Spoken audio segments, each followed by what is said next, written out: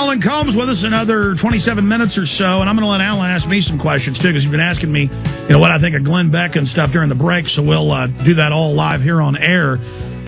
But Alan, let's get down to brass tacks on the subject of New World Order world government. 15, 16 years ago, I would read UN documents calling for a global government, calling for global one-child policies, Trilateral Commission calling for it. I would talk about it. I would be called a kook, written up in federal reports as dangerous. Now, I have in my hand, we're also live on the internet on TV, we can do it. New York Times, October 26, 2009, Ban Ki-moon, Secretary General of the UN. He calls for global government structure, global governance. In the article, those are quotes, and says the carbon tax will finance the global government. So let me ask Alan Colmes. We now have Limbaugh admitting world government after denying it for decades. We now have Glenn Beck coming along talking about it. So it's kind of like a right-wing issue now. And then meanwhile, the Southern Poverty Law Center, ADL, CBS News, I mean, I've got all these articles right here, Salon, Media Matters, all the George Soros publications are saying I am basically this dangerous liar who is lying to everyone and saying world government is here. Alan Colmes, because any given day I can go to Google and type in New World Order world government and get hundreds of articles in mainstream news announcing world government, saying it's good. So Alan Colmes, I'm asking you, how is the mainstream media going to have this, where they say there is no world government, no move towards global government, but at the same time admit that there's a world government? How do they admit there's a world government, but then separately if you talk about it and say you don't want it? They is admitting there's a world government. As far as Moon is concerned, he runs the UN. I don't know exactly what he said about world government. You have people like Beck and you have Limbaugh who have such contempt for Obama that they're going to say, oh, my God, look at this Marxist, look at this horrible left-wing totalitarian. He wants to take over the world and scare people and make them believe that somehow with a liberal lefty guy in the government who is, they think in some cases, not the people I mentioned, but some of their followers believe he was born in Kenya, wasn't even an American, and how dare this guy take over our government? They're going to run it. It's going to be a world government. It's fear-mongering. Regardless of what the UN says, Alex, we are a sovereign country. We're not in any danger of not becoming a sovereign country. I don't believe that the UN or any other world body will be taking over our government. Of course, we do have to have treaties with other countries, whether it's treaties on the environment, as you mentioned, whether it's whether it's economic issues. We live in a world community. It does take a village, and it takes a global village. So the idea that we can live isolated from the rest of the world, but in terms of sovereignty, nobody's taking over the United States. Look at the World Trade Organization agreement. It has more power than our Congress does over trade. Let me read you what Ban Ki-moon said in the New York Times. A deal must include an equitable global governance structure. All countries must have a voice in how resources are deployed and managed.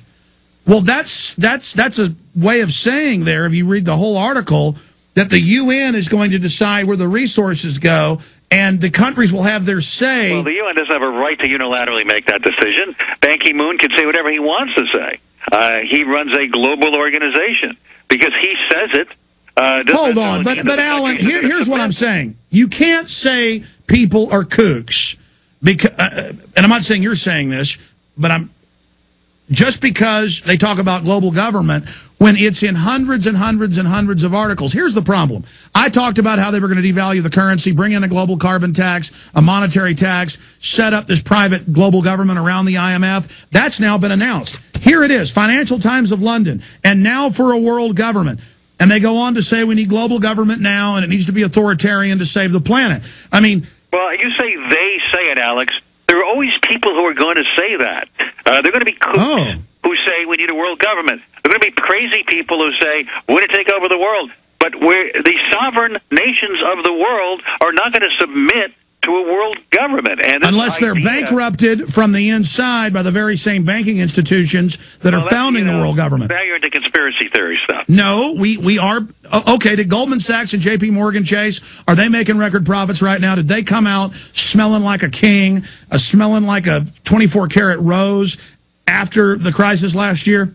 Didn't they fold, or one of them folded? I mean, I don't know how you call that smelling like a rose. I don't see it that way at all. No, J.P. Morgan, record profits, Goldman Sachs, record profits. They got to take over Bear Stearns, their competition.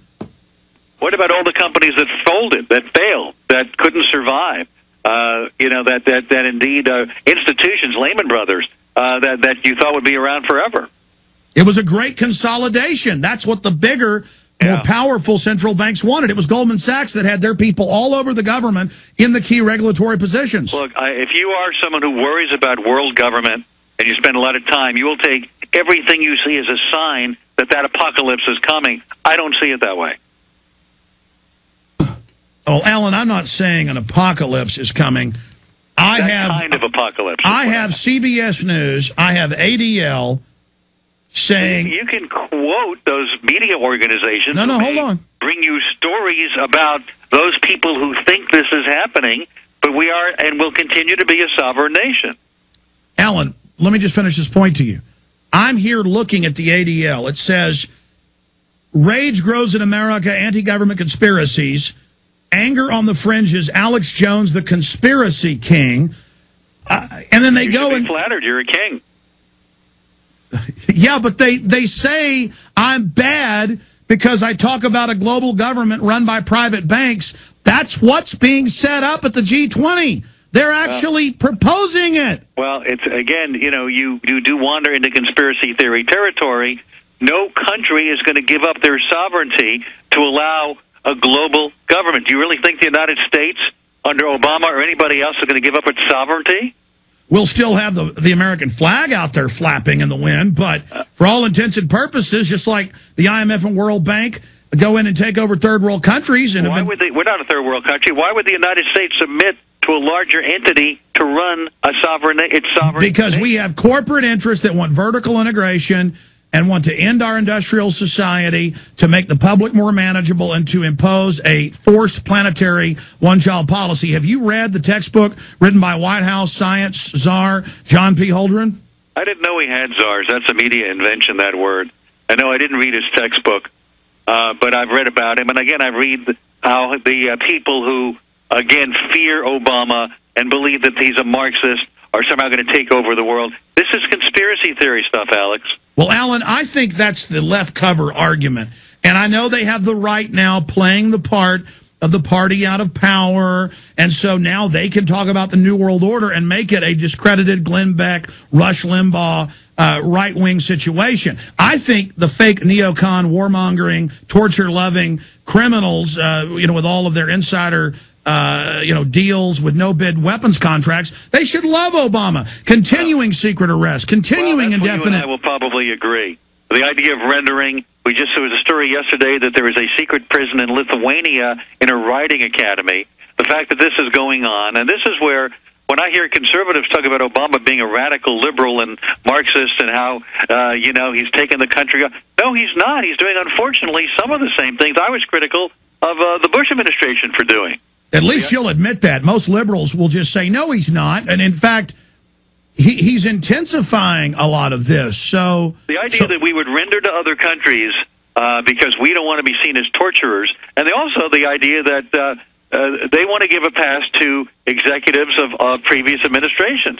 There are people who believe, certainly on the left, that Bush and Cheney ought to be prosecuted, particularly Cheney, and that they've announced a hands-off policy. And that you have Eric Holder, who's going to go after the CIA, possibly, but they're not going to go after the actual torture memo writers and the attorneys who gave Bush and Cheney permission to violate the Constitution. AlanColmes.com, syndicated radio host. You can tune in. What was that noise? We just lost his line. We've got him back. Alan, are you there? Yeah, that was the government listening in, Alex. No, it's probably the deteriorating infrastructure in this country falling apart. Yes, it's part of the one world government taking over. Alan, you don't have a microchip in your brain, do you? Not that I know of. Are you a reptoid? Not that I know of. Maybe you're just a voice hologram. Maybe I'm not even talking to Alan Colmes. I've had surgery in my life. Who knows what they've implanted in me when I was under anesthesia? Maybe you're just a computer program that Rupert Murdoch has there at the Fox studios. And he may have done such a good job that I actually think I'm human. But there's actually an argument for that Hannity could be a wind-up toy android. You just pull the string, and he has like 10 statements he makes. I would have no knowledge of that. You're a great American, Alan. Oh, my God. This is insane. Well, let me ask you, because you highlighted this. We were talking about Glenn Beck. A lot of people compare the two of you. A lot of people believe that, your act and his in many ways are similar. So I would think there'd be some compatibility there. No, because the establishment is creating this patriotoid, conspiracitoid counterfeit where Glenn Beck says he's fighting the New World Order, but then says we've got to launch new wars, and the Arabs have snuck nukes into the country. And right when Ron Paul had a chance to actually win during the primaries, Glenn Beck came out and said, this money bomb, that means blowing up people. He may be a terrorist. His listeners, we may need to use the army against them. I mean, these are almost exact quotes